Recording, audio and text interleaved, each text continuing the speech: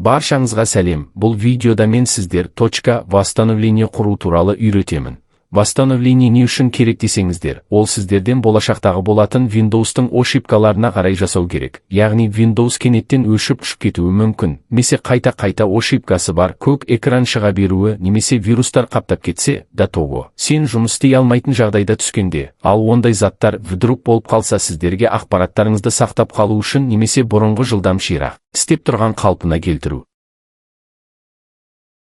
Сіздер .восстановление құру үшін алдымен Windows-тағы пусктағы параметрге кіріп үстіндегі поискқа басып .восстановление жазып табу қажет, оған соң кіріп.